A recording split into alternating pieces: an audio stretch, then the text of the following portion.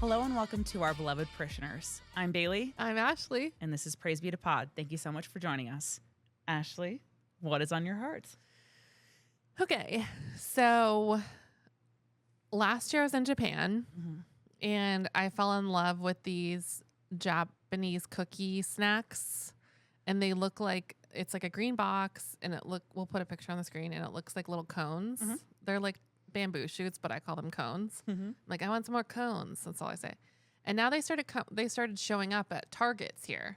Like, Asian snacks are like very popular right now. Thank God, because they're amazing. Fantastic. And they're like easier to find, and they're like actually a normal price. You don't have to get them at an import store. But instead of the cones, it's these little mushrooms, and they're good, but they're not as good as the cone. Okay. And then I saw this Instagram post, like a reel, about how there's a big rivalry between cone people and mushroom people. Like in Japan. There is a rivalry for everything. In Japan, it's like people either prefer the cones or the mushrooms. It's the same company. Yeah. What, like the cone one's a little more of a cookie and the mushroom one's a little more of a cracker. But they're both covered in chocolate. Then. Yeah.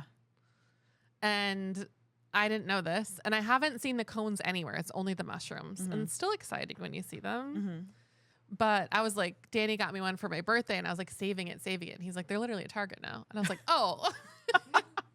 And then I was in LA, in Little Tokyo, like I talked about last time. And I found the cones. It was just a treat. Oh, such a treat. I had one box in LA and then one box on the plane. And now I have no boxes. Because you ate them all? Because I ate them all. They're really good, though. I really want to try them. They sound delicious. Okay. I can definitely find you the mushrooms. What part of Asia are they from? Japan. Japan? I have a store in the Twin Cities that I like to go to. Which one? I don't know what it's called, but it's on University. Is it in St. Paul? Yeah. I don't think I've been to the St. Paul big Asian store that I've heard's great. Yeah, it's really We great. usually go to Asia Mall. Okay. In Eden Prairie. I go to that one. I don't remember what it's called. It's in Rondo. I heard it's great. It's fantastic. Yeah. I bet I can find them there. And it's huge. We'll see. Okay, I'll send you a pic. Okay. We'll put one on the screen. Okay. Perfect. What about you? What's on your heart? So I was at Walmart the other day, and I was leaving, and it was the evening, and one of my favorite phenomenons happened is when I leave and there is a storm brewing on the horizon. I was going to say, when I leave Walmart and the sun is setting, because it's always so pretty in like it is shitty always parking lot. No, I agree. Like the best sunsets of your life will be at a Walmart parking lot. Or like Kohl's. It will never be at the top of a mountain when you're hiking. It's always going to be at a Walmart parking lot, and I think that's kind of beautiful. Wow, America, very Americana. Kind of like how gas station coffee is the best too. Disgusting and delicious. Yep, exactly. Yep. But anyway, I had this thought because the dopamine that just hit my body when I saw that storm on the horizon. I love a storm. I love a storm. It made me think, I ended up going back to my car and I turned on the radio to see if I could get like the National Weather Service in to see if there was like a tornado coming, because I love that little like this is an announcement from the National Weather Service. You are in a tornado warning. Seek shelter immediately. And I thought, as a government employee, if I should transfer to the National Weather Service. Wow. As an employee. And so I've just been scanning jobs at the National Weather Service to see if anything pops up. And that's kind of what I'm doing in my life right now. Amazing. Yeah. I hope that they don't have to relocate me to Oklahoma. Oh, God. Or something grotesque like that. Kyle. But anyway, I just really want to work in the tornado division so bad. That was one of my first dream jobs, was to be a tornado chaser. I don't think that job really exists. Yeah, every child of Twister. I was a Twister child. There was another tornado movie too, but it was like one of the Christian flicks, like one of those like focus on the family movie, whatever. Anyway, it involved the tornado, Pure Flicks or something like that. Where the Heart Is. I grew up on that one too. No, that's a good one too, though. Not Christian. No. I actually remember seeing Where the Heart Is for the first time at a sleepover with friends, and I felt so guilt-ridden. Oh my God. I was like in elementary school, and it tormented me because there was, premarital sex in it. Yeah, my mom loved that movie. It's a great movie, but I literally I think it actually impacted my nervous system because of how much guilt I felt. To the point where I was like, do I need to confess this to my mom? Like, I was just so guilt-ridden about that movie. Wow. Anyway, maybe I could tell her. I'm seeing her tomorrow, so maybe I'll Yeah, finally maybe confess. just get that off your Mom, chest. I've seen Where the Heart Is, and it is PG-13. And there was sex outside of marriage in it. Anyway, so yeah, long story short, I want to get back into my dream of working closely or related to tornadoes. And Amazing. That's what I've been thinking about a lot lately. I forgot to tell you. I finally saw Obsessed. Oh, that's so related to what I just said. Movies. It's so good. Isn't it I so thought good? of it. It's so good. It's fantastic. So many layers. I could have a whole podcast. Maybe we could do like a Patreon episode about obsession. I could talk forever about all of the nuances of obsession. It's so good. What do you think, Jacob? I really liked it. Yeah. So I really liked it. I've seen it 3 times now. Okay. I just saw it again on Sunday, and I will be honest, the third viewing, I liked it less. Oh. Like certain things that didn't quite work, like starting to see the seams, I think, of the movie a lot more, and also just some things with like with the nuances of what the story's doing, of what they're executing on screen and that story and themes they're trying to do. I think they're conflicting with each other with some things. I actually that kind in the of movie. could see that because I've been watching and listening to a lot of commentary on it. And they're particularly from like the director, who I used to love his like YouTube stuff. He's so funny. But there was like certain things he said where I'm like, I feel like the story got away from you a little bit. Not in like a bad way, but in a way where like I thought there was a really profound meaning to like one specific thing. And then listening to him talk about it, I'm like, oh, I don't even think he meant to do that. Yeah. But it's like, this that's was also spooky. Yeah, but Which is why also it's like in the art movie. is open to interpretation. Yeah. So it's like part of what makes it beautiful is that like Curry Barker probably doesn't even know the full cultural impact of like what he made, and it's still fantastic art. Yeah. But yeah, So good. it's a good movie. I'm still thinking about it today. I think about it every day. Can't stop. Great score too. I've been listening to the score a lot. Oh my God, it's the new Sinners. No, Bailey's I'm new not. Sinners. That's enough. But it is cool. I do love, you know how like for a while TV was the new movies? I feel like movies are starting to come back again. And I really appreciate that because I love going to the theater. I love movies, and I feel like I kind of like got away from them a little bit. And I feel like now I'm starting to like almost revisit my childhood, where I'm having the same emotional responses to movies as I did when I was younger, whereas that they take over my entire life, and I have to learn as much as possible about them. But that's when I'm my best self. I love it. So, yeah. Okay, so as you know, last week we talked about heaven and how everything we believe about heaven is from Dante, just like everything else in life. And this week we're going to talk about how heaven tormented us. So I have a game. Okay. And it is called Hot Takes, Heaven, Hell, or Hard Pass. Okay. So worship forever. Heaven, hell, meaning like you love it, you hate it, you know. Okay, so hell and hard pass, are they similar? You know, I made up this game and didn't really think about it, and now we're here. We're just gonna do it. audience interpretation. I just wanted to make, if it's not specific, the interpretation, I can make it work. I just wanted to figure it out. Okay, It's very not thought out. okay, no worries. Okay, It just so sounded better together. worship forever. Yeah, worship forever. Easy hell / hard pass. Agreed. Yeah, Streets of gold. not meaningful to What's me the point, dude? remotely. Yeah. Like I don't know. Yeah, so hard pass. No marriage. If it's no marriage because you don't really feel like it, because you don't want to anymore, like genuinely, versus you're not allowed to, then I would say heaven. I would love to be relieved of the need to like find a partner. Yeah. That feels like really boring, and it's made me a more boring person. Yeah. And a more insufferable person wanting to get married. I like listen to myself talk about it. I'm like, bitch, hold your fucking head up. So yeah, that would be heaven if What there was about no marriage. a resurrected body? I think that it probably feels like it would be heaven, but then when you actually have it, you would miss it, like having a human body, kind of like Twilight, where you kind of think like, oh my God, you can run so fast and you don't have to sleep and you're cold and you never die. Like that's so cool. And then when you do it, like you feel that your soul has left and it just doesn't, you like almost miss the carnal simplicity of humanity. I'm wondering if that would have maybe that kind of an effect. What do you As think? someone in a chronically ill body, I would say heaven. Heaven. Yes. Totally makes sense. Totally makes sense. Seeing God face to face. Oh, a shiver. Spooky. Okay. So that can be an option. Spooky. I think it's heaven, hell, hard the pass. opposite Spooky. of what I just said, where I think it sounds terrifying. And then I can't help but wonder if when it's happening, you're all of a sudden like, oh, Yeah. this is exactly what I needed, even though I was so afraid of it. Yeah. Like Santa, but not creepy. Or just, Santa, but not creepy, yes. Yeah. Or just like, how we talked about last episode, the fear of being known is so scary until it happens. And then you're like consumed with love. Yeah. And that feels good. And you're like, why did I take so long to be like known by this person? So maybe it's like that. I don't know. Oh shoot, I had another one. Oh, how about ox with eyes and seven wings with eyes? Is he nice? I don't know. He has a lot of eyeballs. I'm gonna say heaven. Okay. Yeah, I like a spooky, weird looking guy. Love that for you. Endless church service. Hell. Complete hell. Everyone you love is there. Heaven. Everyone you love is not there. Hell.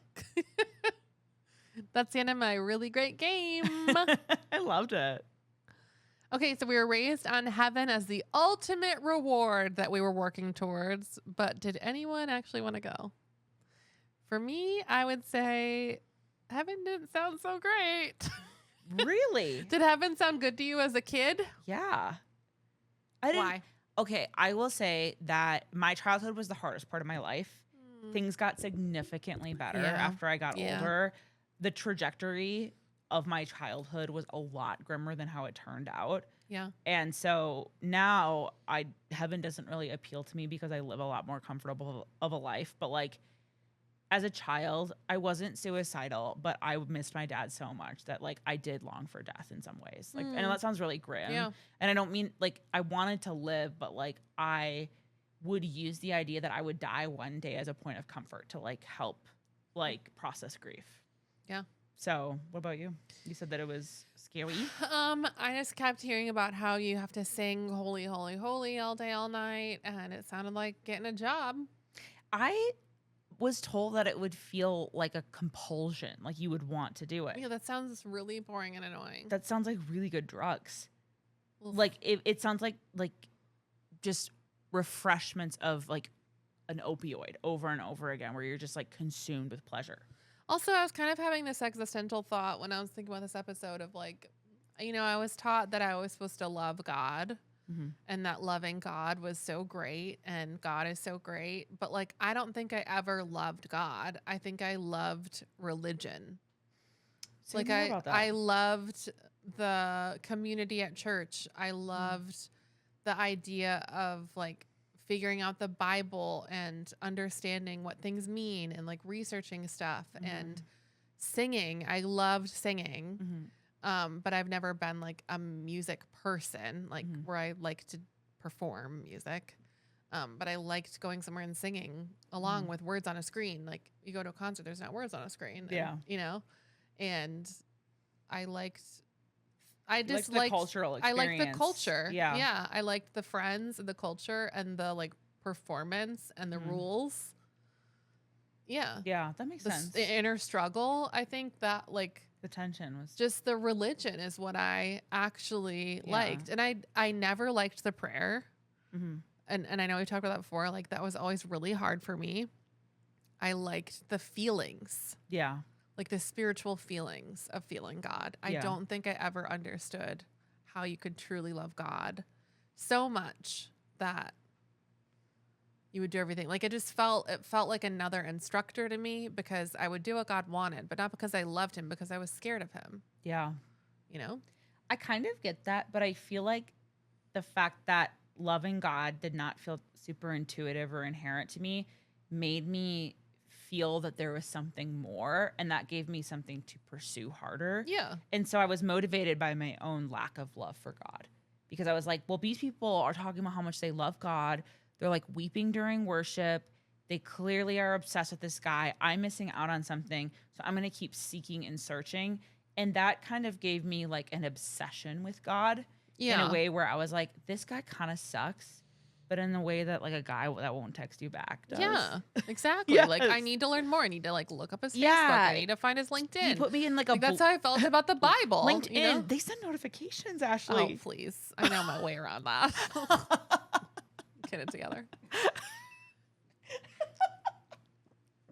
I need to see if he commented on Reddit. I forgot for a second that I was in the presence of a master.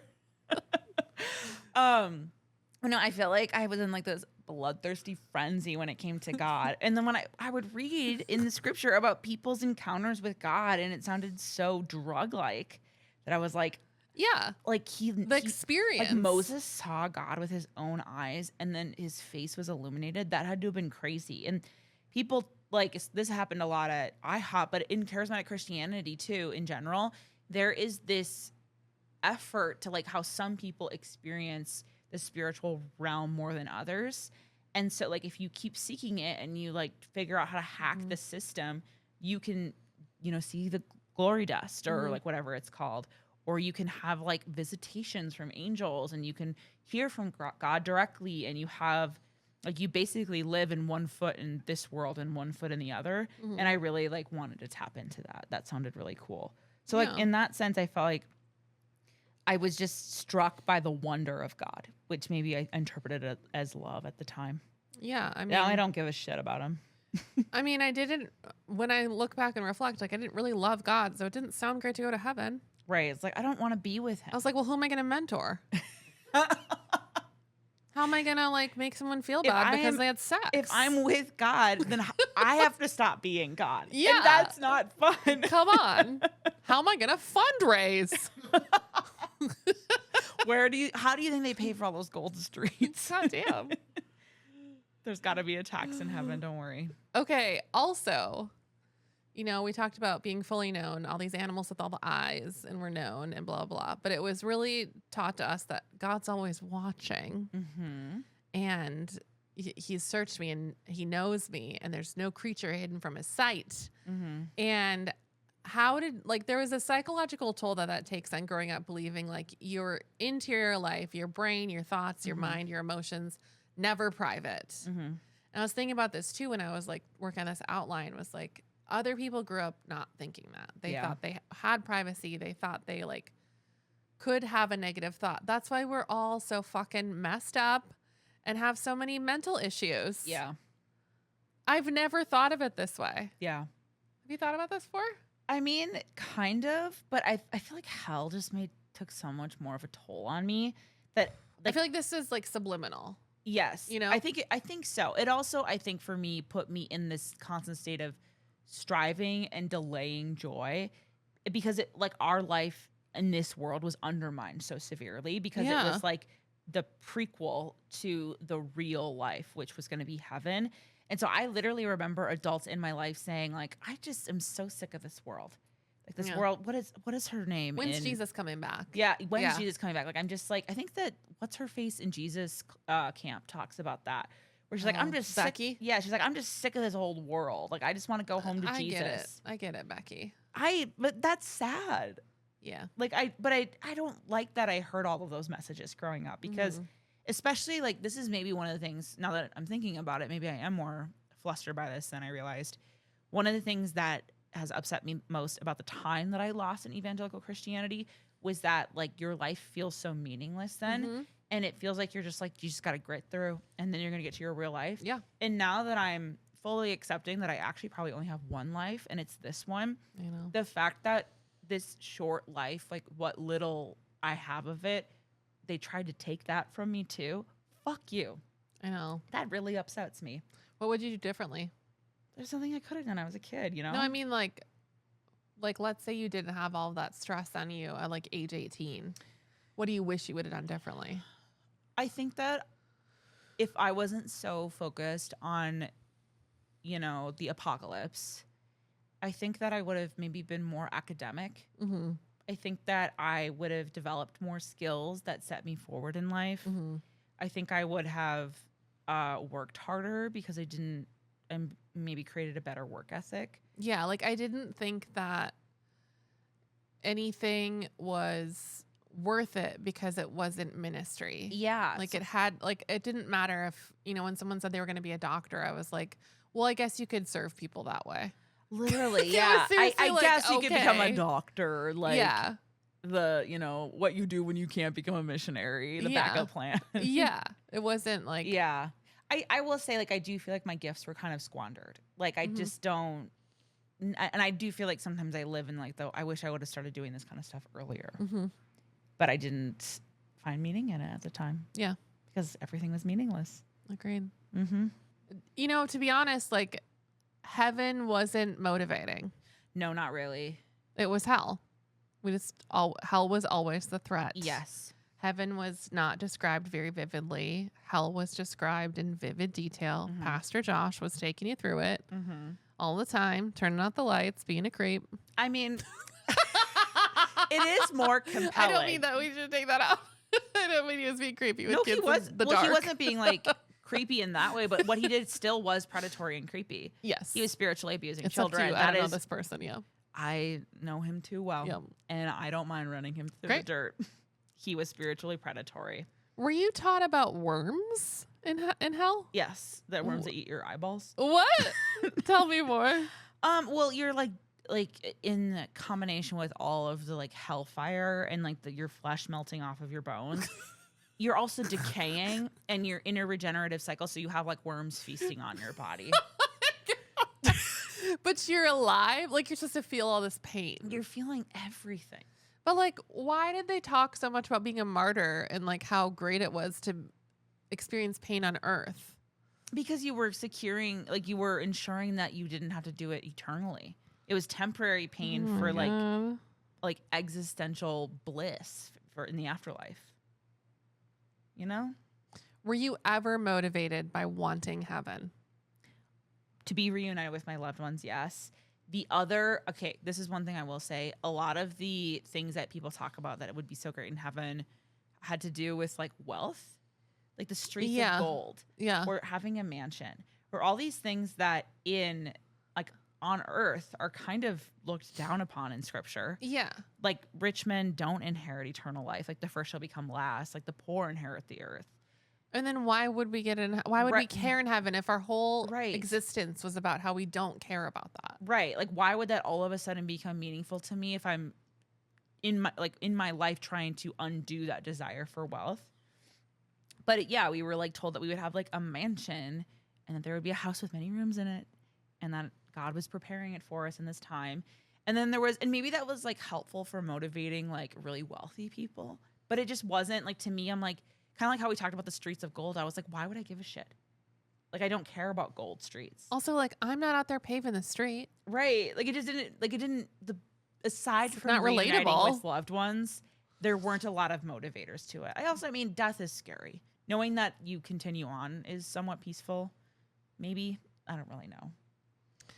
Yeah. And how do you feel like people being obsessed with heaven and the afterlife changes how people live here? Well, I think that, okay, so back to, like, the history lesson that we did last episode. I feel like a lot of heaven being a place that you go to after you die is really great news for people who live a, like, presently miserable life. So if you're under, like, an occupation or you're, you know, being tortured or abused, I could totally see why that would become a really good motivator. But what I think it did for people from, like, my background that were not having an easy life, but definitely weren't, like, suffering to the level that maybe the people who wrote heaven literature were, I feel like it just made people disassociate from this life. Yeah. And it just, because they just kept on postponing this, like, greater thing. And it was very unmotivating. And I think that happens a lot with evangelical Christians, is that they kind of lose steam a little bit for this life, and everything is just so trivialized because, you know, and it also just, like, this was a common thing I saw too, where if you were really into something or really passionate about something on earth, there would always be, like, some spiritual leader that's like, that won't even compare to, like, the glory of God after you die. Like, it was always this weird way where it's always followed by I see how excited you're getting about this really carnal thing. And how dare you? I don't know why at 10 years old, you're more excited about this new Barbie than you are about one day seeing the glory of God. Oh my God. And I was just like, the fuck? But I don't know. People would be like, oh, just crowns in heaven. And I was like, I don't want even a crown here. I just want. Why the fuck would I want a crown in heaven? Yeah. But we're literally with God. And everyone has a crown? That means it means nothing. Yeah. There was this belief that it was kind of like just so much bliss just over and over and over again. So it kind of in my mind was just like, is this going to be like being on like heroin for the rest of eternity? But it never wanes. You never like grow a tolerance to it. It's just like the peak of heroin over and over and over again. Wow. And you never end up on like a dirty mattress. Yeah. Somewhere. Here's something that was taught to me at the International House of Prayer. Oh and my God. This is going to ruffle some feathers. That going to heaven was like having an orgasm. I'm sure they talked about that at the House of Prayer. They sure did. And it wasn't, I don't know if everyone did, but it was basically because marriage was like a metaphor. So perverted. It's just. I think it's fine, that part specifically. But basically they're like, there are these little like physical experiences that you have on earth that simulate the experience of going to heaven. And I remember hearing that and being like, so it's literally just having like an orgasm on repeat. That sounds like torture. Yeah. But they said like, oh, but you don't like your body doesn't like fatigue. So it's just like great. I don't know. Okay. Maybe for men. For men. You know, women can have orgasms too, actually. And this is your first time hearing this. No, thank God. I'm gonna move on. Okay. What do you think that Jesus is coming and like why?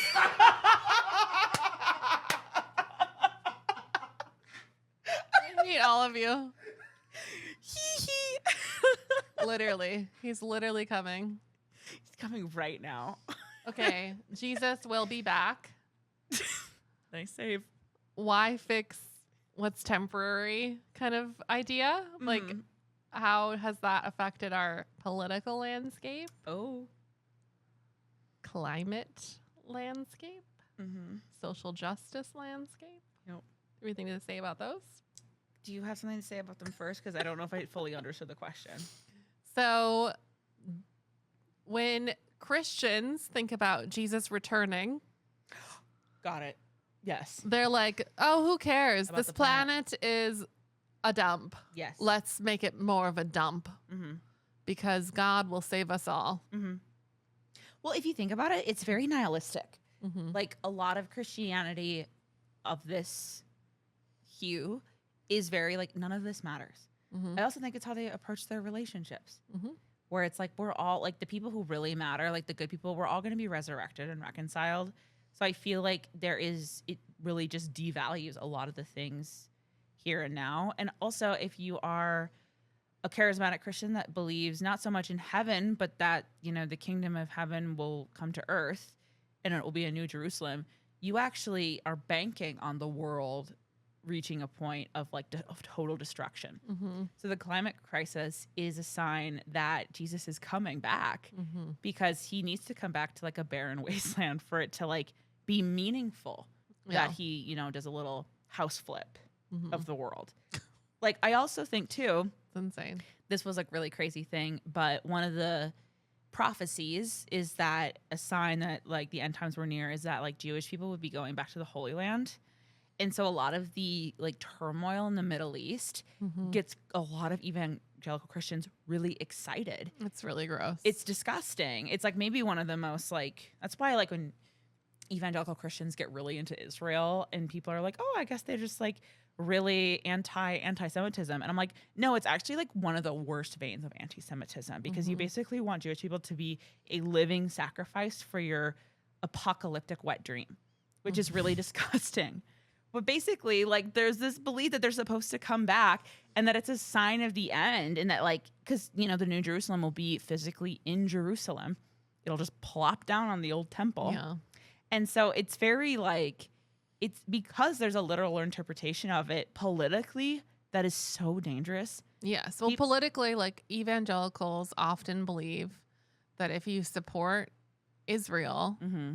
God's land, quote unquote, those who bless Israel will be they blessed. will and also those be who blessed. curse will Yeah. be cursed. But like, that's not talking about Israel, the state from 1948. Right. It's talking about like God's people. Yes. There's this And really we are all God's people. well, and it literally says like there is no Jew nor Gentile. Oh my God. Yes. No, it That's is maybe like why some people are dead today. it literally is like the children in Gaza are dying because of evangelical Christianity. Like it's not, that's why when people say things like, you know, like when we have our conversation about like whether or not we're kind of still doing a new type of evangelism, trying to like persuade people out of evangelical Christianity, I get that. And also I'm like, this isn't just because I'm trying to control how people think. This is what maybe one of the most dangerous living ideologies on the planet right now. And it's all built on trash. It's trash and it's killing people and it's destroying our climate. Like, do you know that you got this from Dante from You got this from- 1300? Or Ronald fucking Reagan? An exiled Italian? Yes. And And a Reagan? Yes. So it's not just like if they were just some like loosey-goosey apocalyptic cult that was like, we believe in a flying spaghetti monster, I'd be like, haha, cute. But like if this belief on the afterlife was not invading Congress and our daily lives, our healthcare systems, our access to like reproductive freedom, our international relations policy, our climate policy, if it wasn't impacting all of those things, I wouldn't give a fuck. But it is, and that's why I give many fucks. Okay, so Revelation 21:4, he will wipe every tear from their eyes, was read at every funeral I went to as a child, and probably still today, but haven't been to one in a while. But like, why? Why what? Why? Why is he wiping tears from eyes? Yeah. What hope does that give us? That doesn't give you hope. What's it supposed to be? I think it's supposed to be like comfort for grief. That's what like I think maybe that's where the belief that heaven would be like existentially blissful came from, because it was going to be like where all of your pain, whether it's physical or emotional, ends, and that you would be just happy again and joyful. Like that's kind of what the hope was. I don't think like that when I read that, that is maybe one of the least problematic parts of like heaven theology. It's just like comfort after death. Like I would like to believe, like we'll probably talk about this at some point. When I think of like afterlife theology or my beliefs, my hope is that there's at least some peace, like a peace, whether it's like the peace of just death and it being entirely over. But I think that like it's, unless you're like wasting your whole life waiting for this, like I think it's okay that people find comfort in one day believing that like their grief will be healed. What do you think about that? I was busy thinking about what I think when I die. What do you think when you die? Do you know? What will happen when I die? Yeah. I don't know. I probably nothing, but I think that I'm more inclined to believe in reincarnation. Yeah. What about you? I don't know. Yeah. I think when I started deconstructing and gave up the obsession with religion, I just resigned myself to think like it's not for me to know. And like I don't want that belief to change how I treat today. Is more of what I thought. Yeah. Jacob, what do you think happens when you die? That's a good question.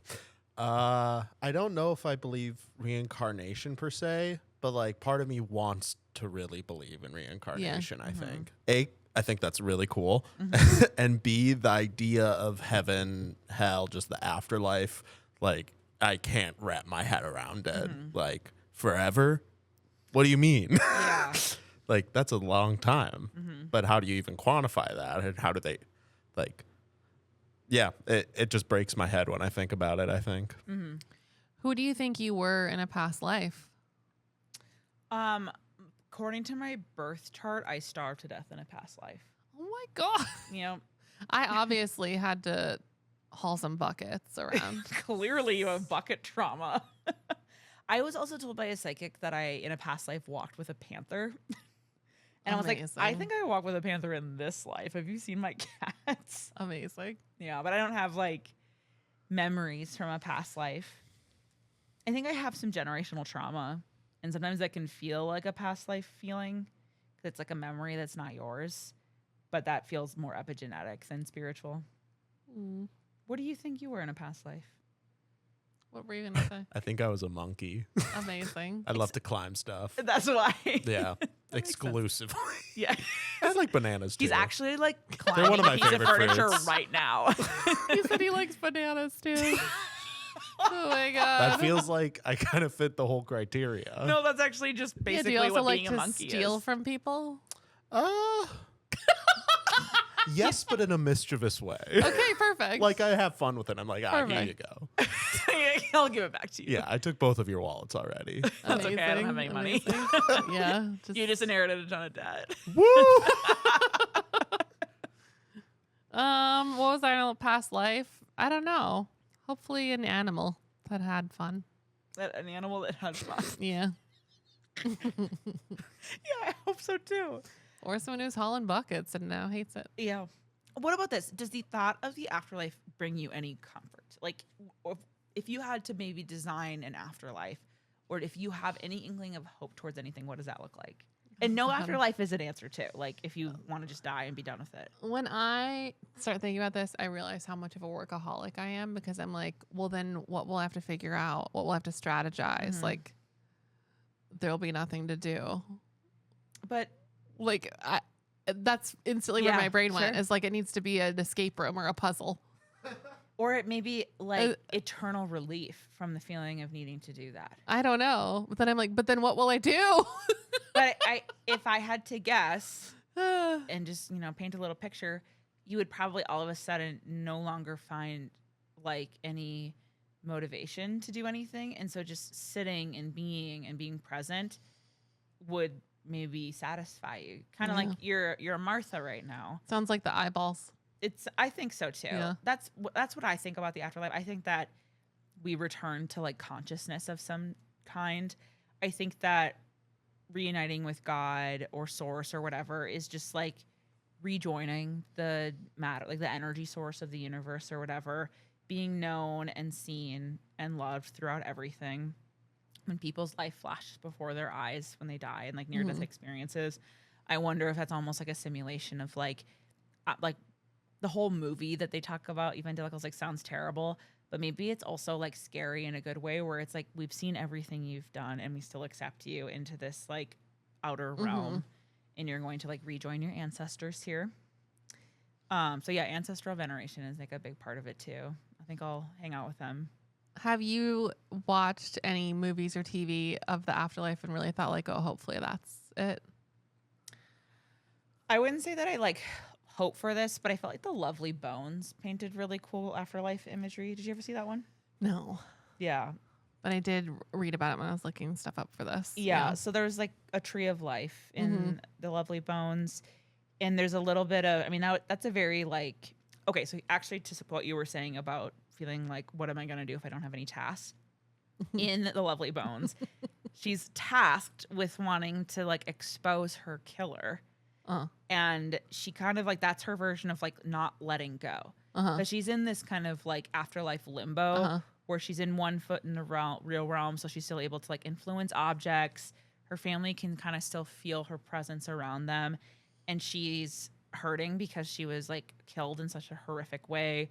Her body is not recovered. Like, but then at the end of the movie, like, and I don't want to give any spoilers, like there's some type of release that happens. And that feels a little bit more like a letting go, where she like lets go of the need to solve this murder or for there to be like earthly justice. And when she releases that, then she's able to go into this like additional heaven space that we don't even see as like viewers. So I just, that's probably what it's like. Yeah. And it's incomprehensible, probably. Not to be sloppy, but I don't know if we could find the words for it. I think an interesting one is The Good Place. Did you ever watch that? I do love The Good Place. It's interesting. It's like an interesting idea of Mm-hmm. the afterlife.